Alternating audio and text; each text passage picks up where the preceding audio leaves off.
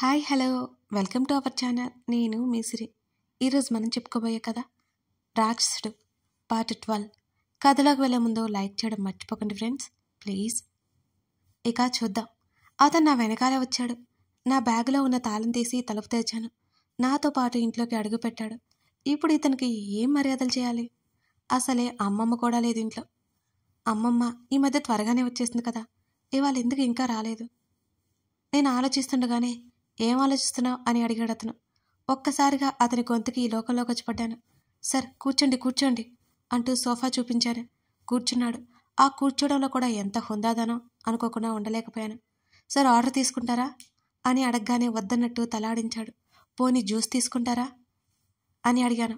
Already తాగాం కదా అన్నాడు. Already అరగంట దాటిపోయింది కదా సార్, మళ్ళీ తాగండి అన్నాను. నో థ్యాంక్స్ అతను చెప్పాడు. పోనీ మీరేం తీసుకుంటారో చెప్పండి సార్ అని అడిగాను. బాబోయ్, బ్లాక్ కాఫీ చెప్పాడంటే అది ఎలా చేయాలో కూడా నాకు తెలియదే. నేను బిగుసుపోయి నిలబడ్డాను. ఊపిరి బిగబట్టి చూస్తున్నాను. జ్యూస్ అయితే ఫ్రిడ్జ్లో ఉంది, వాటర్ అయినా ఫ్రిడ్జ్లో ఉన్నాయి. ఈ కాఫీలు టీలు ఫ్రిడ్జ్లో లేవే. అవి అడిగితే ఎలా చేయాలి? నాకేం వద్దు, ఇంతకుముందే కదా డిన్నర్ చేశాం అంటూ చుట్టూ గమనిస్తూ టేబుల్ వైపు చూశాడు. అతడి చూపులకి అలాగే టీపాయ్ మీద ఉండడం గమనించి నేను తల తిప్పి చూశాను అటువైపు. అక్కడ చాక్లెట్స్ లాలీపాప్ ఉన్నాయి. వెంటనే నా వైపు ఆశ్చర్యంగా చూశాడు. అవి చూస్తూనే గబుక్కున ముందుకు వంగి ఆ చాక్లెట్స్ లాలీపాప్స్ 2 చేతులతో పట్టుకుని చేతులు వెనక్కి పెట్టుకున్నాను నేను. అతడు నవ్వాడు. చాలా అంటే చాలా గట్టిగా. అతడు అలా నవ్వడం మొదటిసారి చూస్తున్నాను నేను. ఆ తేనె కళ్ళు ఇంకా చిన్నవైపోయి వింత కాంతితో ప్రకాశిస్తున్నాయి. నేను వెర్రి నవ్వొకటి నవ్వాను. నేనెక్కడ ఫీల్ అవుతానా అనుకున్నాడేమో. కష్టంగా నవ్వు దాచుకుంటూ కనిపించాడు నాకు. వెంటనే చాక్లెట్స్ కాస్త వెనక్కి జరిగి ఫ్రిడ్జ్ మీద పడేసి వచ్చాను. షోకేస్ వైపు అతను చూడకూడదు అనుకున్నాను. అక్కడ నా చిన్నప్పుడు ఫొటోస్ బోలెడు ఉన్నాయి. మా మమ్మీకి అమ్మమ్మకి ఎన్నిసార్లు చెప్పినా వాటిని తీయనే తీయరు. కానీ అతని చూపులు అటువైపుకు పడ్డాయి. లేచి అతను షోకేస్ వైపుకు నడిచాడు. నా పిక్స్ అన్నీ అతను చూస్తుంటే సిగ్గుతో చచ్చిపోయాను. అతడు ఇంకేం మాట్లాడలేదు. ఓకే, రేపు ఆఫీస్లో కలుద్దాం అంటూ వెనుదిరగగానే ఊపిరి పీల్చుకున్నాను నేను. గబుక్కున నా వైపు తిరగగానే బిగుసుకుపోయి నిలబడ్డాను. అతడు అంత హఠాత్తుగా ఎందుకు వెనక్కి తిరిగాడో నాకైతే అర్థం కాలేదు. కళ్ళు పెద్దగా చేసి చూస్తున్న నా వైపు అడుగులు వేయగానే అప్రయత్నంగా వెనక్కి అడుగులు వేశాను నేను. అతడు అమాంతం వచ్చి నన్ను హత్తుకున్నాడు. అప్పటికే ఆల్చిప్పలంత చేసి చూస్తున్న నేను కళ్ళని ఇంకాస్త పెద్దగా చేసి చూశాను అతని వైపు. నా శరీరం బండ రాయిలాగా బిగుసుకుపోయింది అతని చర్యకి. అంత పెద్ద షాక్ తగిలితే ఇక మాటలు చేతులు ఏమీ లేవు నా నుంచి. 2 చేతులు అలాగే దూరం పెట్టి శిలలా నిలబడి ఉన్నాను నేను. ఇదంతా కళ నిజమా కూడా నాకు అర్థం కాలేదు. అతని బలమైన శరీరం మధ్యలో నా శరీరం చిక్కుకుపోయినట్టుంది. అదంతా నిజం కాదు, నిజం కాదు, నా కళ అనుకుంటూ గట్టిగా కళ్ళు మూసుకున్నాను నేను. నేను కళ్ళు తెరిచి చూసేలేపు ఇదంతా కళ అయిపోతుంది. మొన్న కూడా ఇలాగే కళ వచ్చింది కదా, ఇది కళే అనుకుంటున్నాను. మెల్లిగా కళ్ళు తెరిచాను. అతడు ఇంకా నన్ను హత్తుకుని ఉండడంతో నా ఊపిరి ఒక్కసారిగా భారమైపోయింది. అది నిజమే అని నా మెదడు రిసీవ్ చేసుకునేసరికి నా గుండె ఒక్కసారిగా ఆగి కొట్టుకుంది. నా గుండె వేగం పైగా వినిపిస్తుంది. ఎప్పుడు ఆగిపోతుందా అని అంత గట్టిగా కొట్టుకోసాగింది. నాకేం జరుగుతుందో తెలుసుకునే లోపల నన్ను వెనక్కి నెట్టేసి ఎంత వేగంగా హత్తుకున్నాడో అంత వేగంగా అక్కడి నుంచి వెళ్ళిపోయాడు ఆదిల్. నేను మాత్రం బొమ్మలా బిగుసుకుపోయి అలాగే నిలబడి ఉన్నాను. ఎంత సమయం అలా ఉండిపోయానో నాకే తెలియదు. ఇదంతా నిజమని తెలుస్తుంటే నా అరచేతులు చల్లబడిపోతున్నాయి. మా అమ్మమ్మ వచ్చి నన్ను కదిలించే వరకు నేను తేరుకోలేకపోయాను. మా అమ్మమ్మ వచ్చి మాట్లాడుతోంది. ఏంటో అడుగుతోంది. వినిపించలేదు నాకు అవేవి. అక్కడి నుంచి నా గదిలోకి వచ్చి బెడ్ మీద వాలిపోయాను నేను. ఏంటిదంతా? ఎందుకు ఇలా చేశాడు? అది ఫ్రెండ్లీ హగ్గా? అదే అనుకుని నాకు నేను సరిపెట్టుకుని కళ్ళు మూసుకున్నాను. అలా కళ్ళు మూసుకోవడం ఆలస్యం. ఆ తేనె కళ్ళు నన్ను చూసి నవ్వుతున్నట్టున్నాయి. ఒక్కసారిగా అదిరిపడి కళ్ళు తెరిచి చూశాను నేను. అవును, అతను ఫ్రెండ్లీగానే హగ్ చేసుకుని ఉంటాడు. వాళ్ళకి ఇవన్నీ మామూలే కదా. అతను ఆల్రెడీ ప్రజ్ఞని ప్రేమిస్తున్నాడు. వాళ్ళిద్దరూ ఒకరంటే ఒకరికి చాలా ఇష్టం. వాళ్ళిద్దరూ ప్రేమలో ఉన్నారు. అతని ఉద్దేశం వేరేదై ఉండదులే. ఈసారి ఇలా చేస్తే నేను ఊరుకోను. బోల్డన్ని ఆలోచనల మధ్య నాకు నేను సర్ది చెప్పుకొని చాలా రోజుల తర్వాత పగటిపూట నిద్రకి తెరతీశాను. నిద్రపోతున్నానని ఇంకా అమ్మమ్మ నన్ను కదిలించనే లేదు. నేను లేచేసరికి మమ్మీ, అమ్మమ్మ హాల్లో కూర్చుని మాట్లాడుకుంటున్నారు. మమ్మీ వాళ్ళ ఫ్రెండ్ గురించి చెప్తోంది. ఇంకా ఆరోగ్యం కోలుకోలేదని చెప్తోంది. నిద్రముఖంతో ఉన్న నా ముఖాన ఒక కాఫీ కప్పు కొట్టారు. అది తీసుకొని బయట గార్డెన్లోకి వచ్చాను. ఈ వేసవికాలం సాయంత్రం కూడా వేడి గాలులు ముఖం మీదకి వచ్చి పడుతున్నాయి. నా పొట్టి జడని పూలతో నింపలేను కాబట్టి నేను పూలు ఎక్కువగా వాడను. అవి విచ్చుకొని పరిమళాలు వెదజల్లుతుంటే వాటిని ఆస్వాదించడం మాత్రం నాకు ఇష్టం. ఆ పువ్వుల మధ్య కూర్చొని కాఫీ తాగుతుంటే ఎంత హాయిగా ఉంటుందో. ఒక్కసారిగా ఓ గాలిపాయ వచ్చి నన్ను తాకింది. తనే నన్ను చుట్టుకున్న ఫీలింగ్ కలిగింది. నా ఆలోచనకి నేను త్రుళ్ళిపడ్డాను. నేనేంటి ఇలా ఆదిల్ గురించి ఆలోచిస్తున్నాను? నా తల మీద నేనే కొట్టుకున్నాను. అతని ఆలోచనలు తప్పించి నా కాఫీని సేవించనారంభించాను. ఇందాక జరిగింది మా అమ్మతో చెప్పాలనుకుని కూడా చెప్పలేకపోయాను. ఆ విషయాన్ని మర్చిపోవాలనుకుంటాను, కానీ ప్రతి క్షణం గుర్తుకొస్తూనే ఉంది. నేను లోపలికి వెళ్ళేసరికి సీరియస్ డిస్కషన్ జరుగుతోంది. మా మమ్మీ నా చేయి అందుకొని నా వైపు చూస్తుంది. ఏంటి వీళ్ళ ముఖ చిత్రాలు ఇలా డిఫరెంట్గా ఉన్నాయి? ఇంత స్మూత్గా ఉందంటే ఏదో నన్ను అడగబోతున్నారని నాకు అర్థమైపోయింది. ఏంటో చెప్పండి, ఇక ఆలస్యం ఎందుకు అని అడిగాను నేను కాస్త వెటకారంగానే, ఇద్దరిని ఒక చూపు చూస్తూ. సోనా, కోప్పడకుండా ఒకసారి ఆలోచించి సరేనా అని అంది మా మమ్మీ. ఏదో పెద్ద ఫిట్టింగే పెట్టినట్టున్నారు నాకు అనిపించింది ఇద్దరిని చూస్తుంటే. ఏంటో చెప్పు అన్నాను. అది ఏంటంటే అని నసుగుతూ చెప్పు అన్నట్టు మా అమ్మమ్మ వైపు చూసింది మమ్మీ. నువ్వే చెప్పు, ఆ రాక్షసుతో నా వల్ల కాదు. మా అమ్మమ్మ చిన్నగా చెప్తుంది మమ్మీతో. పర్లేదు, నేనంటే ఈ మాత్రం భయం ఉండాలి వీళ్ళకి అని నవ్వుకున్నాను.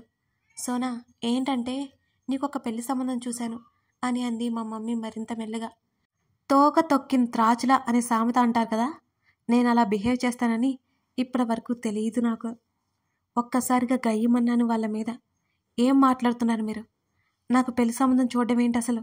మీకు చెప్పాను కదా, నేను ముందు జాబ్ చేయాలని, ఆ తర్వాత మనం ఇల్లు కట్టుకోవాలి, ఆ తర్వాత నేను పెళ్ళి చేసుకుంటాను. ఇవన్నీ అవ్వకుండా నీ పెళ్లి చూపులు చూడడం ఏంటి అని సోఫా నుంచి లేచి గైగైన అరిచాను ఇద్దరి మీద. అబ్బా, ఒకసారి చెప్పేది వినవే. మా మమ్మీ సర్ది చెప్తుంటే నా అరుపులు అసలు ఆగనే లేదు. సోనా, ఒకసారి మీ అమ్మ చెప్పేది వినవే, విన్న తర్వాత మాట్లాడు. ముందు ఆ నోర్ముయ్. మా అమ్మమ్మ నన్ను విసుక్కుంది. నేను కోపంగా చేతులు కట్టుకొని ముఖం పక్కకు తిప్పేసుకున్నాను. అది కాదే సోనా, ఆ అబ్బాయి చాలా బాగున్నాడు, మంచి పొజిషన్లో ఉన్నాడు. తల్లిదండ్రులకు ఒక్కడే కొడుకు. అబ్బాయి చెల్లికి ఆల్రెడీ పెళ్ళైపోయింది. నీ అత్తమామలు మంచోళ్ళు అని మమ్మీ ఏదేదో చెప్తోంది. ఇంకా పెళ్ళి కాకుండా అత్తమామలు అనకు మమ్మీ అని మరోసారి చిరుబుర్లాడాను. సరే సరే అనన్లే, ఒకే ఒక్కసారి అబ్బాయిని చూడు, నచ్చలేదంటే వదిలేద్దాం అంటూ నా గడ్డం పట్టుకుని బ్రతిమాలింది మమ్మీ. మమ్మీ ప్లీజ్, నాకు ఇప్పుడే పెళ్ళి వద్దు, అసలు ఇష్టం లేదు. చూడు, నేనంత చిన్నపిల్లని, అప్పుడే నాకు పెళ్లి చేస్తావా అని గారాలు పోతూ మమ్మీ మెడ చుట్టూ చేతులు వేసి భుజం మీద వాలిపోయాను. అప్పుడే కాదు, ఇప్పుడు నిశ్చితార్థం చేసుకుందాం, ఇంకో సంవత్సరం తర్వాత పెళ్లి పెట్టుకుందాం, ఏమంటావు? ఎందుకంటే అబ్బాయి కూడా అదే ఆలోచనలో ఉన్నాడట.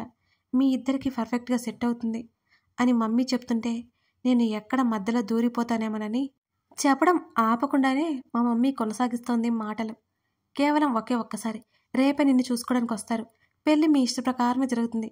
నువ్వు వద్దంటే వద్దు, నీకు ఇష్టం లేకుంటే ఏం జరగదు. మా మీద నమ్మకం లేదా? మమ్మీ అంతగా అడుగుతుంటే నేనిక కాదనలేకపోయాను. ఒకవేళ అతను నాకు నచ్చొచ్చేమో, నేను కోరుకున్న క్వాలిటీస్ అతనిలో ఉన్నాయేమో, ఏమో ఒకసారి చూస్తే ఏమవుతుంది. ఎట్టకేలకు మా మమ్మీ అమ్మమ్మ ఓకే చెప్పించారు నా చేత. చాలా హ్యాపీగా ఉన్నారు ఇద్దరు మాత్రం.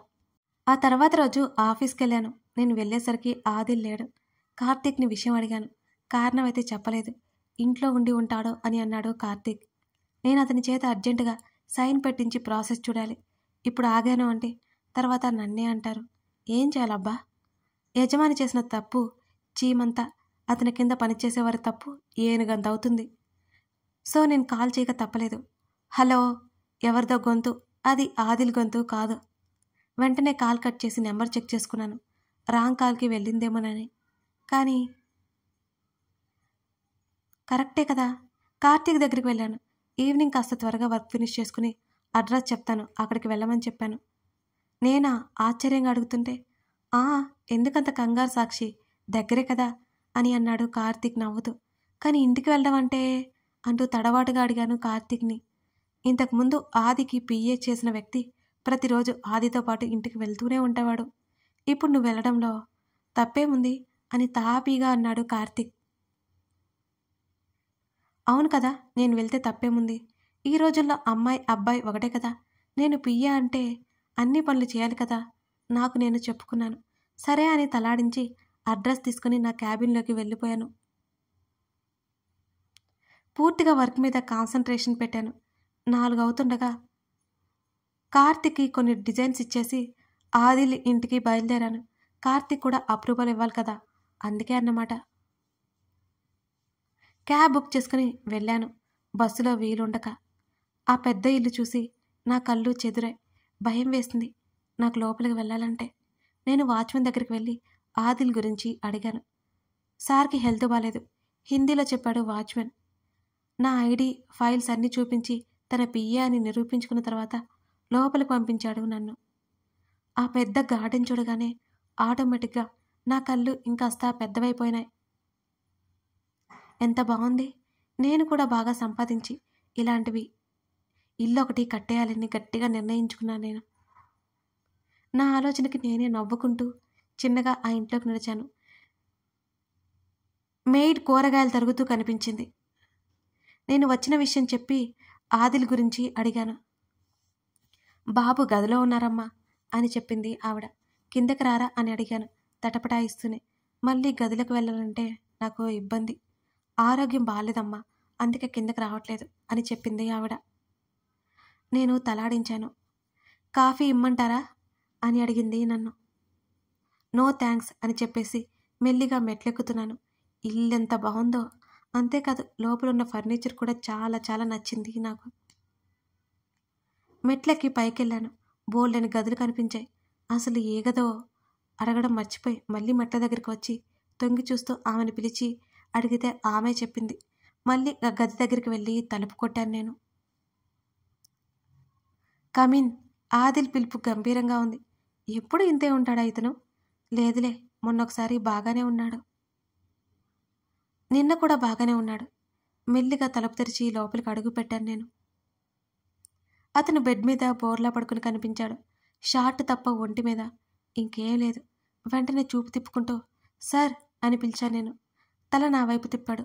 ఒకంత ఆశ్చర్యపడుతూ లేచి కూర్చున్నాడు ఆదిల్. File, sign. అతను అలా చూడలేక చూపులు తిప్పుకుంటూ వణికే గొంతుతో తడబడుతూ అడిగాను. వాట్? అర్థం కానట్టే ముఖం చిట్లించి చూశాడు నా వైపు. నేను వచ్చిన విషయం కాస్త వివరంగా చెప్పాను. అయినా తన వైపు చూడలేదు నేను. చేతిని ముందుకు పెట్టాడు. మెల్లిగా నడుస్తూ అతని దగ్గరికి చేరి ఫైల్ ముందుకు పెట్టాను. అతడి తెల్లటి చేతి మీద ఎర్రటి దద్దుర్లు కనిపించాయి నాకు. కళ్ళు పెద్దవి చేసి చూశాను. నా చేతిలో ఫైల్ లాక్కున్నాడు సైన్ చేయడానికి అన్నట్టుగా. ఆ ఫైల్ మొత్తం తిరగేసి చూస్తున్నాడు. అప్పుడు చూశాను నేను అతని వైపు. అతని బాడీ మీద ఎర్రగా చారలు కనబడుతున్నాయి. కథ కొనసాగుతోంది. కథ నచ్చితే లైక్ చేసి కామెంట్ చేయండి. ఇంతకీ మన సాక్షి అయితే ఆదిల్ ఇంటికి వెళ్ళింది. ఇప్పుడు అక్కడ ఏం జరగబోతుంది గెస్ చేయండి.